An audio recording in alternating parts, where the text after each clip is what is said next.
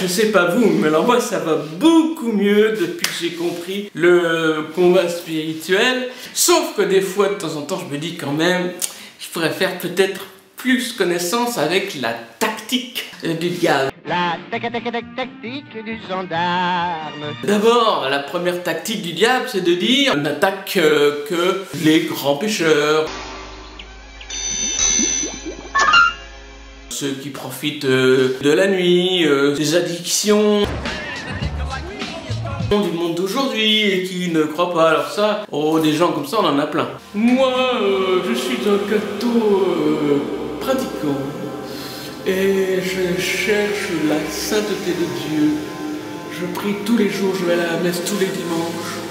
Je ne vois pas en quoi le diable pourrait m'attaquer. Je cherche le Seigneur et je le laisse me trouver. Et bien voilà, nous venons de voir l'exemple parfait de ce que je vous dis, c'est-à-dire que la plupart d'entre nous, nous pensons que le diable attaque ceux qui... Et voilà. Ceux qui... La ventre, pour oublier cette injustice. Ou ceux qui... Hein, interdit au moins de 18 ans. En fait, le diable n'attaque pas ceux-là, mais il attaque ceux qui sont dans la quête du Seigneur, dans une voie droite, qui cherche à plaire à Dieu. Et c'est ce que dit Saint Ignace de Loyola, hein, c'est que les hommes qui vont de mal en pis, Dieu ne s'en occupe pas, mais le diable non plus. Mais ceux qui vont de bien en meilleur, en mieux, je vous dis c'est le plus mieux. Et bien là, Dieu s'en occupe, mais aussi le diable s'en occupe. C'est-à-dire que c'est une bonne manière de voir si on est dans le combat, c'est de se dire, je vais essayer d'évoluer dans la sainteté, dans la vie morale, et à ce moment-là, je suis sûr d'être attaqué par le diable. Ça, c'est la première chose à retenir, parce que souvent, on pense, diable égale gros péché, grosse gourmandise, grosse impureté. Non, non, non, non. Comme je vous l'ai dit la première fois, le diable se cache. Il se méfie de nous. La deuxième chose dont on peut se souvenir par rapport au combat spirituel, c'est que le diable ne va pas nous faire tomber dans un gros truc, mais qu'il va tout petitement faire monter les curseurs. Par exemple, un petit peu plus de chocolat, un petit peu plus de travail, un petit peu plus de colère, un petit peu plus de paresse, un petit peu plus de zèle. C'est pas mal le zèle de la terre.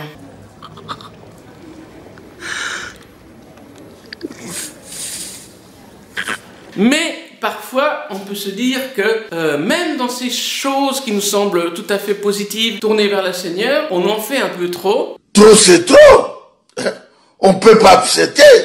Et ça nous dépasse. Eh bien, c'est là aussi l'action du diable. Le même Saint Ignace, il disait que souvent, les personnes dans la vie chrétienne, dans le zèle apostolique, se font brûler les ailes, et parce que ce n'est pas du Seigneur, mais c'est du diable. Le diable nous pousse par exemple à faire des réunions tous les soirs, et puis au bout d'un moment, eh bien on ne remplit plus son premier devoir, Oui, chef. qui est de s'occuper de sa famille, de ses enfants. Et donc, en effet, on peut se dire autour de nous, il y a en effet des gens qui sont bien, sous toute apparence, mais qui sont d'une manière très cachée, c'est très subtil.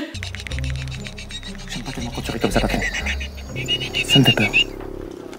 Bien dans le combat spirituel. Et donc, il faut se souvenir que quand on est dans cette situation et qu'il y a des excès, et bien c'est le diable qui a poussé les curseurs et qui fait qu'en sorte qu'on s'en rend même pas compte, mais qu'au bout d'un moment, on perd la paix. Et c'est à ce moment-là le critère de base.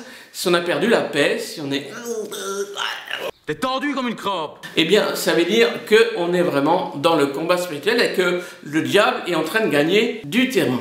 La troisième chose que le diable peut faire comme attaque, comme tactique, comme technique de combat, eh bien, c'est de nous diviser. C'est-à-dire qu'il va mettre à côté de nous des personnes qui sont nos frères, nos amis, les membres de notre famille, et il va les diviser, chacun dans son côté. Et alors, c'est son job préféré, la zizanie, puisque diabolos, diable, c'est-à-dire deux. Unos, un, diabolos, c'est deux. Couper en deux, faire la désunion entre les personnes. Ainsi donc, on peut être dans une réalité qui fait que, sans s'en rendre compte, aussi, on se sépare les uns des autres, parce que il y a une petite chose qui nous sépare, et puis ça devient une grande chose, et ça c'est son job préféré, il n'a rien d'autre à faire, il n'arrive pas à nous attaquer directement, il va nous attaquer par les autres, et il va nous diviser. Ouais, alors moi, si tu veux, au niveau du plan pastoral de la paroisse, je pense qu'il faudrait mettre davantage en avant, si tu veux, l'attention aux pauvres. Les pauvres qui sont dans la rue, tu vois, ceux de feu, les chronophiles, enfin tous ceux qui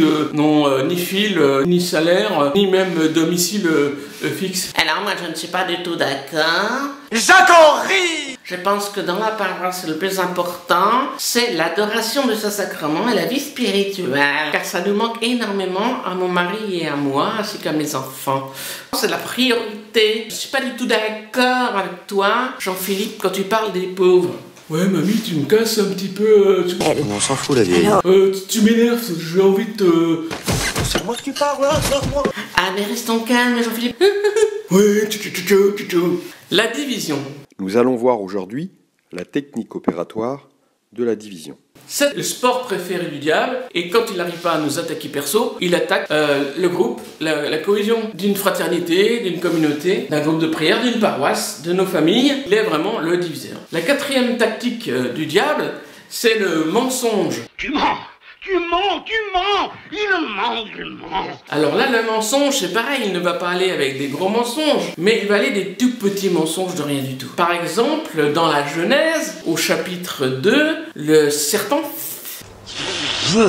de la création, eh bien, il va dire des choses qui sont vraies et pas tout à fait vraies.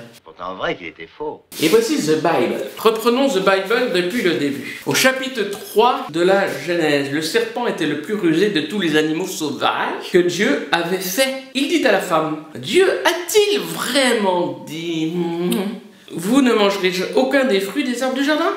La femme répondit au serpent, nous mangeons du fruit des arbres du jardin. Cependant, en ce qui concerne le fruit de l'arbre qui est au milieu du jardin, Dieu a dit, vous n'en mangerez pas et vous ne toucherez pas, sinon vous mourrez. Le serpent dit alors à la femme, vous ne mourrez absolument pas. Mais Dieu sait que le jour où vous en mangerez, vos yeux s'ouvriront. Et vous serez comme Dieu, connaîtrez le bien et le mal. Ça, c'est le mensonge, les serpents à sonnette. Quand ça commence à être pas tout à fait vrai, on le sent. On sent qu'il y a une sorte de compromis, de biaiserie dans la vérité. Et à ce moment-là, on se dit, bah alors là aussi, si on commence à penser des choses qui ne sont pas tout à fait exactes, par exemple... Écoutez Thérèse, je n'aime pas dire du mal des gens, mais effectivement elle est gentille. Ou bien, oh bah je peux rouler plus vite que les limitations de vitesse. Tout le monde le fait. Tout le monde le fait pas. Et ainsi de suite. La vérité qui est embraillée avec le mensonge. Ça aussi, c'est une tactique du diable. Donc vous voyez que le diable, finalement, il n'est plus malin qu'on croit. Fa folle la break. La bête. La bête. La baisse, la baisse. La steak. L'arbitre. Mais en fait, on le vérifie. Parce que il est un petit peu, comme le disent certains, l'ange de lumière. Il devient lumineux, il devient beau. Je suis beau. J'y crois pas comment je suis beau. Et on a envie de le croire. Croyez ce que vous vouliez. Et en même temps, on sent qu'il y a une sorte d'odeur de soufre, de faux, de quelque chose qui n'est pas vraiment vrai. C'est pas faux. Et c'est à ce moment-là qu'on se dit, waouh, on s'est fait avoir. Un critère absolu pour être sûr d'être dans son cœur, dans le discernement intérieur, dans la volonté de Dieu, et non pas dans la volonté du diable, c'est la paix. La paix avant, la paix pendant, et la paix après. Peace before, peace after, et peace pendant. Je t'aime. Je t'aime.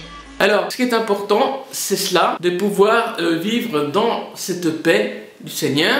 Et si nous ne le sommes pas, eh bien, c'est que le méchant, le mauvais, nous a attaqués et que nous n'avons plus qu'à riposter. Quand on l'attaque, l'Empire contre-attaque. Par la prière, le retour à Dieu et le choix de dire au diable, stop, arrête-toi, je coupe court à tes allusions, à tes perversions, à tes tentations. Ainsi, encore une fois, nous serons les grands vainqueurs en celui qui nous a aimés, son Fils Jésus-Christ.